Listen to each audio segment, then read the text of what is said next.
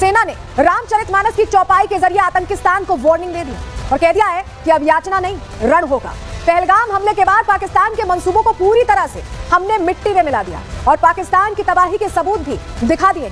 बौखलाए पाकिस्तान ने साजिशों की नई फहरिस्त तैयार कर ली, लेकिन भारतीय सेना पूरी तरह से तैयार थी। एक तरफ उसकी एलओसी पर फायरिंग का मुंहतोड़ जवाब दिया, दूसरी तरफ उसके ड्रोन हमलों को रोका गया। तो अब चौतरफा घेरते हुए भारतीय सेना ने पाकिस्तान के प्रोपेगेंडा और मिस इन्फॉर्मेशन को भी एक्सपोज कर दिया है। बल्कि भारत ने पाकिस्तान के झूठ की धज्जियां उड़ा दी, हम कह सकते हैं। अलग अलग जरियों से कहानियां गढ़ गढ़ के बताई और सुनाई गई। कभी सोशल मीडिया का इस्तेमाल, तो कभी सदन के अंदर गीदड़ भभकी।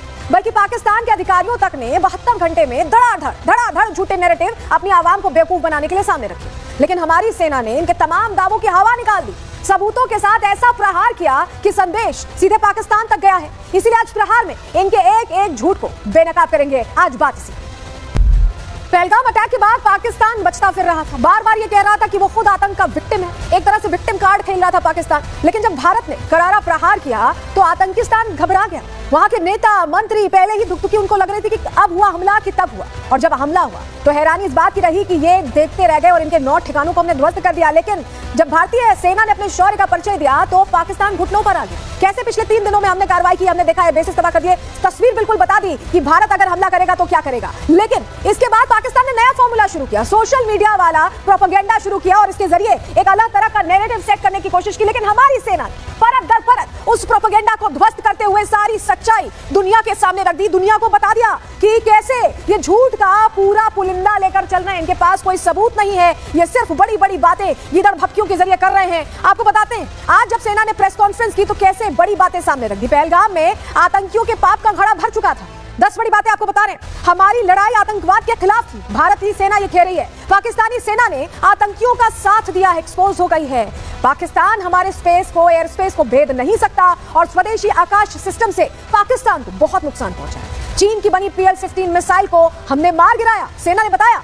तुर्की ही नहीं, सभी ड्रोन्स को हमने मार गिराया। तो कहीं के भी इनके ड्रोन हो, चाइनीज ड्रोन हो, तुर्की ड्रोन हो, इनके खुद के हो दगे हुए ड्रोन्स, उनको भी हमने मार गिराया। और अरब सागर में हमारी कॉम्बैट तैनाती थी, ये बहुत बड़ी बात। यानी हमारे जो युद्धपोत है वो एग्रेसिव मोड में थे, कभी भी अटैक कर सकते थे अगर पाकिस्तान जरा भी दाएं बाएं करता। हमारे जवान किसी भी स्थिति से निपटने के लिए तैयार और हमारे सभी मिलिट्री बेस ऑपरेशनल हैं। हमारे सभी बेस अगले ऑपरेशन के लिए तैयार हैं। तो भारतीय सेना तो कह रही है कि हम पूरी तरह से तैयार है। लेकिन जरा आपको बताते हैं कि जो प्रेस कॉन्फ्रेंस हुई इससे कई बड़े संदेश निकले और 3 जो बड़े संदेश है वो जो सीधे पाकिस्तान तक जा रहे हैं, जरा वो भी आपको बता देते हैं। वो संदेश समझिए। सबसे पहले ये कहा है हमारी भारतीय सेना ने कि याचना नहीं अब रण होगा।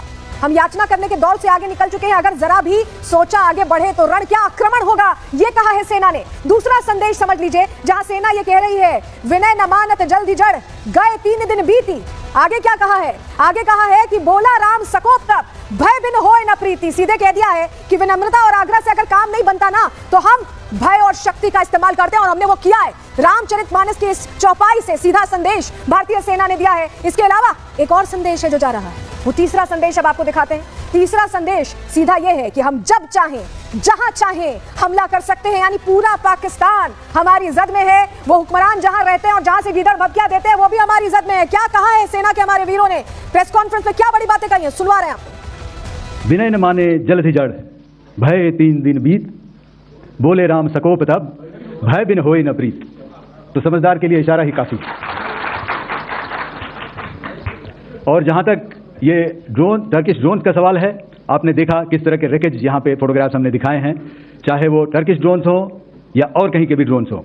हमारे काउंटर यूएस सिस्टम्स, हमारे ट्रेंड एयर डिफेंस ऑपरेटर्स पूरी तरह सक्षम हैं और हमारी देश की जो इंडिजिनस कैपेबिलिटी है काउंटर यूएस के लिए, उसने दिखा दिया है कि चाहे किसी भी तरह की टेक्नोलॉजी आ जाए हम उसको काउंटर करने के लिए तैयार हैं। और मुझे बोलने की ज़्यादा ज़रूरत नहीं है, आपने खुद ही अपनी आंखों से देखा है हमने इनका क्या हासिल किया है। धन्यवाद।